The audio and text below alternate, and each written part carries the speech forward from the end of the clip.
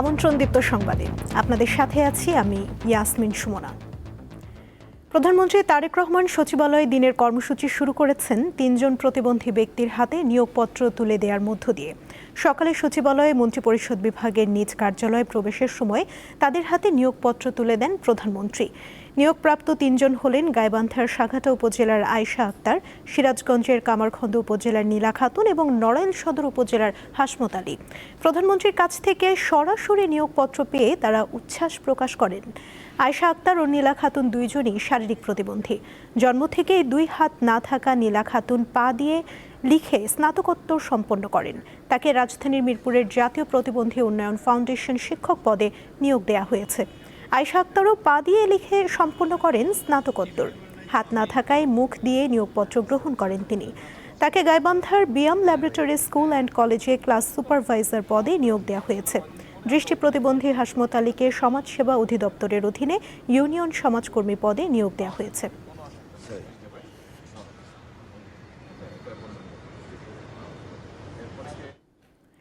গণঅভ্যুত্থানে ক্ষমতাচ্যুত শেখ হাসিনা সরকারের সাবেক মন্ত্রী লতিফ সিদ্দিকীকে কারাগারে পাঠানোর নির্দেশ দিয়েছে আন্তর্জাতিক অপরাধ ট্রাইব্যুনাল। 2013 সালে রাজধানীর মতিঝিলের শাপলা চত্বরে হেফাজতে ইসলামের নেতাকর্মীদের হত্যা ও নির্যাতন সহ মানবতা বিরোধী অপরাধের মামলায় লতিফ সিদ্দিকীকে বুধবার গ্রেফতার করে পুলিশ। বৃহস্পতিবার দুপুরে তাকে ট্রাইব্যুনাল 2-এ উপস্থাপন করা হলে বিচারিক প্যানেল ওই আদেশ দেন। মামলার 10 নম্বর আসামি হিসেবে 2013 সালে তৎকালীন বস্ত্র ও পাট মন্ত্রী আব্দুল লতিফ সিদ্দিকী শাপলা চত্বরে গণহত্যার ঘটনার পরিকল্পনাকারী ছিলেন বলে জানান চিফ প্রসিকিউটর আমিনুল ইসলাম। বর্তমানে কার্যক্রম নিষিদ্ধ আওয়ামী লীগের সভাপতিমণ্ডলীর সদস্যও ছিলেন লতিফ সিদ্দিকী।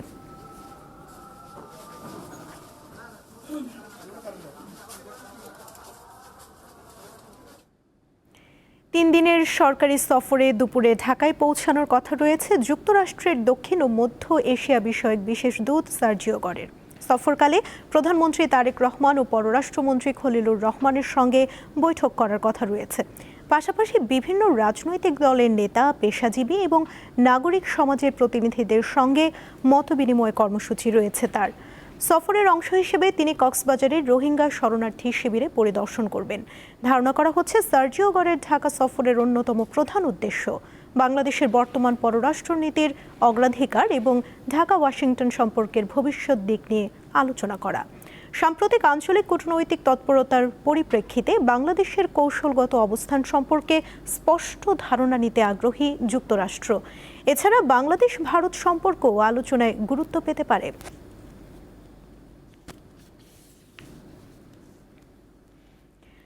জাতীয় নাগরিক পার্টি এনসিপির কেন্দ্রীয় নেতারা মৌলভীবাজার সফর শেষে সিলেটের উদ্দেশ্যে রওনা হয়েছেন। সকাল 10:30টার দিকে মৌলভীবাজার সার্কিট হাউস থেকে সড়ক পথে তারা রওনা হন। এর আগে সার্কিট হাউসে স্থানীয় নেতাকর্মীদের সঙ্গে মতবিনিময় সভায় করা হয়। এ সময় হবিগঞ্জে এনসিপির পদযাত্রায় হামলার ঘটনার বিচার দাবি করেন নেতাকর্মীরা। সিলেটে পৌঁছে দলীয় নেতাকর্মীদের সঙ্গে বৈঠক ও পরবর্তী কর্মসূচিতে অংশ নেওয়ার কথা রয়েছে কেন্দ্রীয় নেতৃবৃন্দের।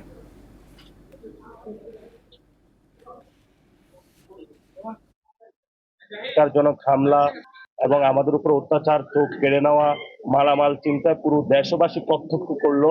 আমরা এখনো চাই শান্তিপূর্ণ একটি বাংলাদেশ, যে বাংলাদেশে আমরা গণভোটের রায় বাস্তবায়ন এবং আমরা আওয়ামী যে নৃশংস হত্যাযজ্ঞ হয়েছিল 2024-এ সেই নারকীয় হত্যাযজ্ঞের বিচার চাই আমরা বাংলাদেশে।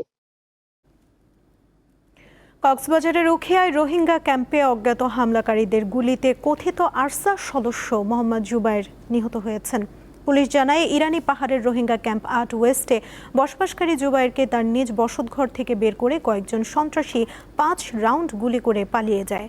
হাসপাতালে নেয়ার পথে সে মারা যায়। প্রাথমিকভাবে জানা যায় কথিত আরসা ও আরএসও সন্ত্রাসী সংগঠনের অভ্যন্তরে বিভিন্ন কারণে বেশ কিছুদিন ধরে বিরোধ ও গ্রুপিং চলছিল। তারই জেরে এই হত্যাকাণ্ড ঘটতে পারে।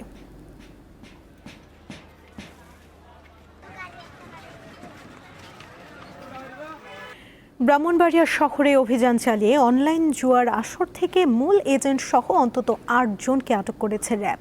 বুধবার রাতে শহরের নিউ মার্কেট সংলগ্ন শফিক প্লাজায় এই অভিযান চালানো হয়। আটককৃতরা হলেন এজেন্ট সুজন দেবনাথ, সালমান ভুইয়া, ঝন্টু কর্মকার, আকরাম হোসেন, কায়েস মিয়া, শাহাদাত হোসেন চৌধুরী, জোহর ও আল আমিন। তাদের সবার বাড়ি ব্রাহ্মণবাড়িয়ায়। অভিযানে 7টি মোবাইল ও 60,000 টাকা জব্দ করা হয়েছে বলে জানায় র্যাব 9। আন্তর্জাতিক প্রসঙ্গ। কয়েকদিন বিরতির পর আবারও ইরানে হামলা শুরু করেছে যুক্তরাষ্ট্র।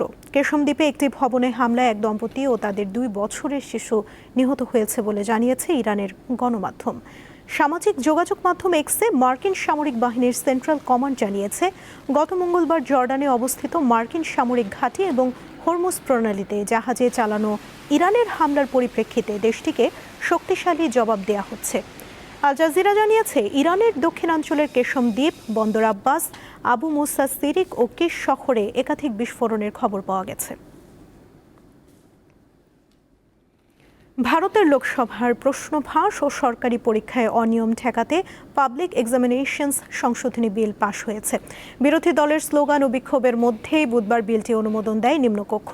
এনডিটিভি জানায়, সোমবার ভারতের বিজ্ঞান ও প্রযুক্তি এবং ভূবিজ্ঞান প্রতিমন্ত্রী জিতেন্দ্র সিং বিলটি লোকসভায় উত্থাপন করেন।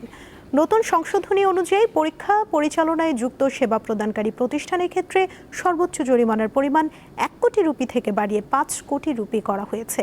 একই সঙ্গে সংশ্লিষ্ট প্রতিষ্ঠানের পরিচালক ও ব্যবস্থাপনা কর্তৃপক্ষের বিরুদ্ধে কঠোর শাস্তির বিধান রাখা হয়েছে। পরীক্ষার দায়িত্বে থাকা কর্মকর্তাদের জন্য শাস্তি আরও কঠোর করা হয়েছে।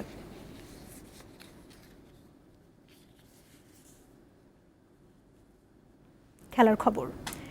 রাজধানীর পল্টন ময়দানে আজ থেকে শুরু হলো 9ম জাতীয় খো-খো চ্যাম্পিয়নশিপ। প্রতিযোগিতার উদ্বোধন করেন যুব ও ক্রীড়া সচিব মাহবুবুল আলম। ফেডারেশনের সভাপতি AHM জিয়াউল হকের সভাপতিত্বে অনুষ্ঠানে আরও উপস্থিত ছিলেন সাধারণ সম্পাদক রায়হান উদ্দিন ফকির এবং গ্লোবাল ইন্স্যুরেন্স লিমিটেডের পরিচালক মনিরুল ইসলাম। 3 দিন ব্যাপী প্রতিযোগিতায় 21টি পুরুষ ও 15টি নারী দল অংশগ্রহণ করছে।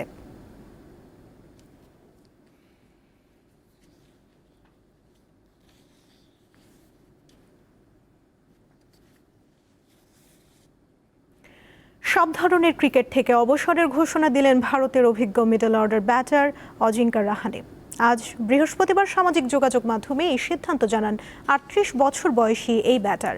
ভারতের হয়ে 85 টেস্ট, 90 ওয়ানডে ও 20টি টি-20 ম্যাচ খেলেছেন রাহানে। টেস্টে করেছেন 5077 রান, ওয়ানডেতে 2962 এবং টি-20তে 375 রান করেন এই ব্যাটার।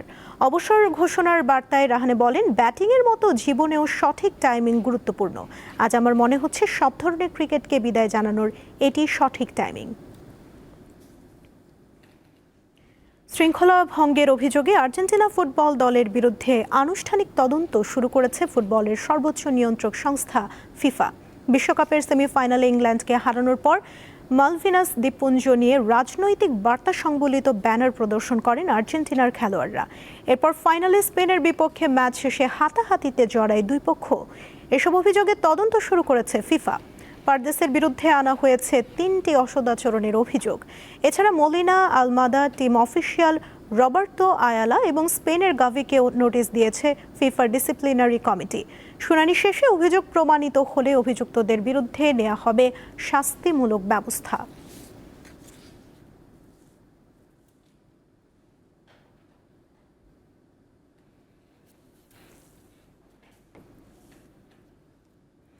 এই ছিল এখনকার মতো। পরবর্তী সংবাদ বিকেল 5টায় দেখার আমন্ত্রণ রইল।